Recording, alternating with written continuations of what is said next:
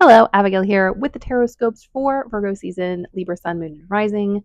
This season is eclipse season. We are entering with an initial new moon that is non-eclipse because it is far enough away from the lunar nodes, which are a point in the sky where eclipses happen. So we do kind of start off with this kind of fresh new moon energy and then head into kind of the packed area where the eclipses happen, which is that 2 moon period between these lunations. I have a video on the astrology of Virgo season if you want to go check that out, but just know that the eclipses are happening, and this is kind of the stage on which we are functioning. I never fearmonger about eclipses. It's just an incredible uptick in energy, and it usually speeds things up. But on the bright side, it only really speeds things up so that we're going to kind of end up this way, anyways. Doesn't mean it's not hard, but it does mean that we are clearing the way for better things and things that are more aligned. Also, if there's something really good that's kind of building to a peak, that also happens in eclipse season. So it's not always it's not always devastation. But let's look into the cards. My brain just died. We're still in the the post shadow phase for Mercury retrograde. But let's get into it. So we have the Seven of Cups. It feels as though Virgo season is going to be bringing you a plethora of options. Lots of things to choose from. Some are as they seem and some are not as they seem. It is about these choices and these hopes and dreams.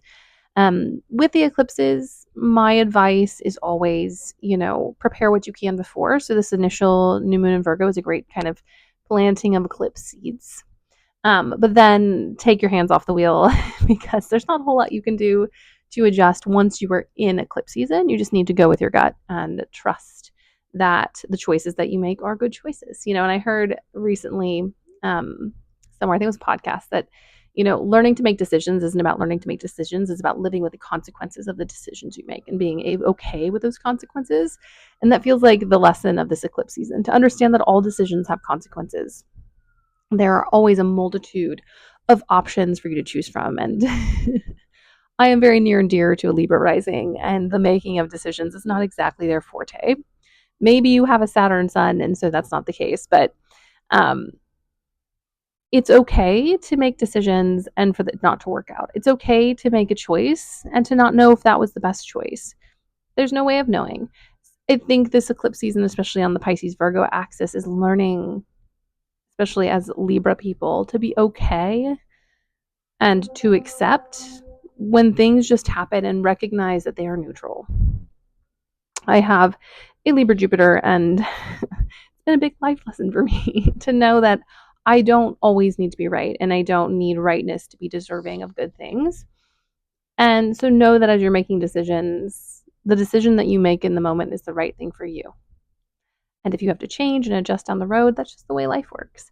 I will say also during eclipses, we end up with a lot of karmic choices. This is kind of a moment where we make really specific choices about the path we're going to take moving forward, especially when it comes to soul progression. So this is not to make you freak out. These decisions are just as functional and as necessary as, the physical decisions we make daily.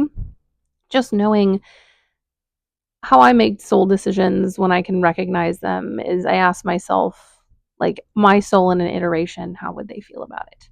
My soul in a different form, how would they feel about it? How does this decision stand up to, cosmic pressure? And it's like, should I still be friends with this person? Is this work worth, working through? Is this work worth dealing with? And what I have found is it is what my heart wants in the moment. The only thing that I would say is that, maybe don't continue to perpetuate toxic cycles or to be in situations where you are being harmed, because that is something that you're not going to want your soul to continue doing multiple lifetimes after this. And then we have this beautiful Sun card. And it kind of ties into our Seven of Cups with this following your own light, following your own intuition, believing and trusting in the things that you are doing now.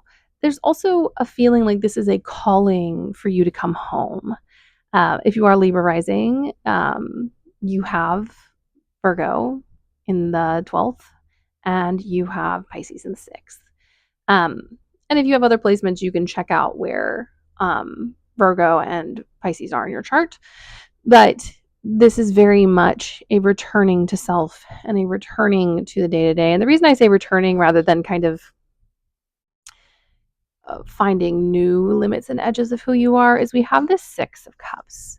There is a need to return to past authenticity, oftentimes a more childlike version of yourself, to go back into the childhood and be like, what are some things that I have left behind that are essential to who I am and what I need, and what is best for me moving forward, and what I deserve moving ahead. So, it's such an interesting vibe because it's about decisions and choices and the paths we take. And it's also about retreading and looking at the future in the context of a past self and honoring the different versions of who we have been throughout these eclipses and knowing that every version, regardless of what you struggled with at the time, is just as valid as the current one. You're just in a different phase of life. And in doing that, I think it's going to help you progress on multiple levels to make peace with this idea that there isn't a right or wrong way to do anything. Now, there are ways in which we can balance things, there are ways in which we can advocate for good and fight things that are not. But existing as a creature in a creature body is morally gray and neutral and has nothing to do with value and and what you deserve. You simply deserve because you are here, and that's very much the story. You deserve because you exist. You deserve regardless of the choices you make. You deserve because you are spirit and soul wrapped in this little meat pack that we're born into. And I think coming to terms with that, because the 12th and 6th house axis, and I would encourage you, if you don't have a Libra rising and you are a Libra placement, to go look and see what the 12th and the 6th house are for you. It's very much your relationship with the spiritual and physical.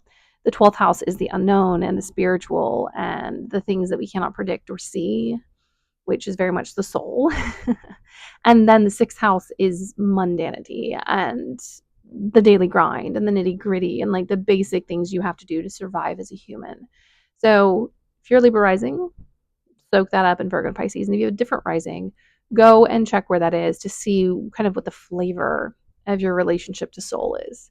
Um, I have the good old Leo Aquarius axis for me, and it's very much a very difficult physical journey and a very expansive soul journey, because I have Saturn ruling 6 and the Sun ruling the 12th. So it's a really harsh dichotomy that I have to live with. And with Virgo and Pisces, for instance, it's about the tiny things and the details and the nuances of the soul, and then kind of the overwhelm that day to day can bring, and the kind of endlessness of tiny tasks.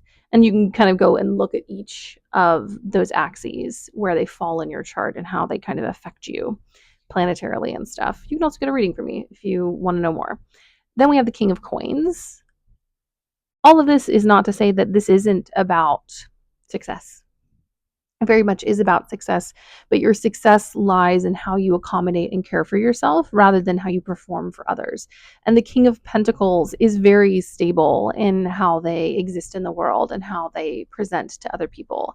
And the King of Pentacles doesn't care if you don't like what they are and what they have to offer, because the King of Pentacles always knows that there is someone out there who will honor and respect them. So he doesn't have the time of day for people who don't.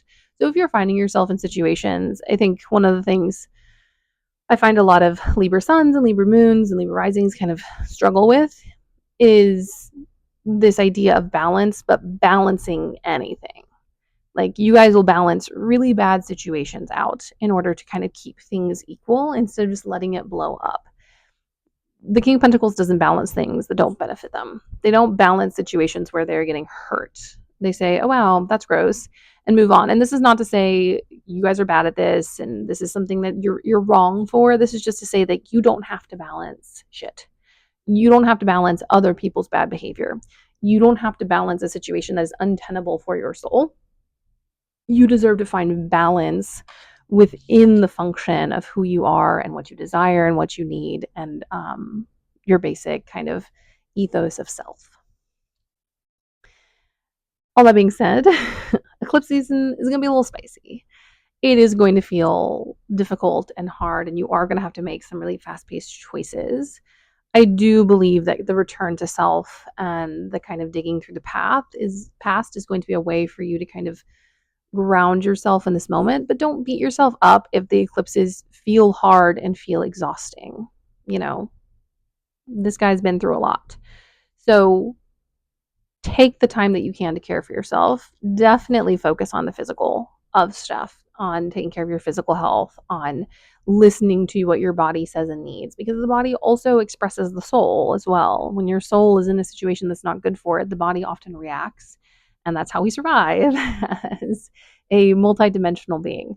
So in this season, be true to yourself regardless of what other people say, regardless of the parts of yourself that other people may or may not want to discard. Be true to you and believe that you deserve to shine in the way that is most authentic to you.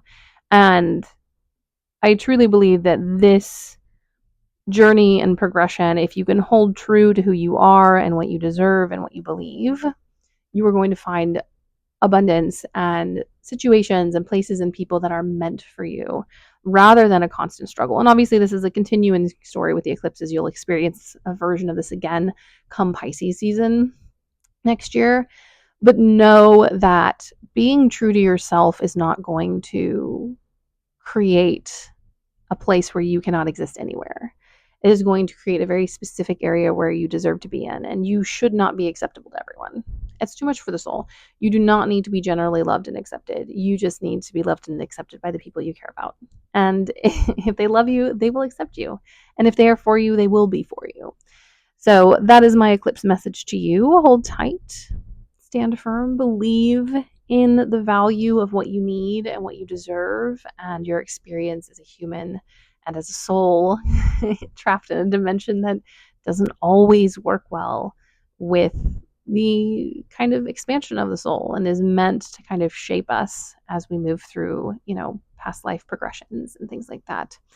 All right, my loves, if you have any questions, you can DM me on IG. You can pop a comment down here. And also, please like and subscribe if you found this helpful. Blessed Virgo season.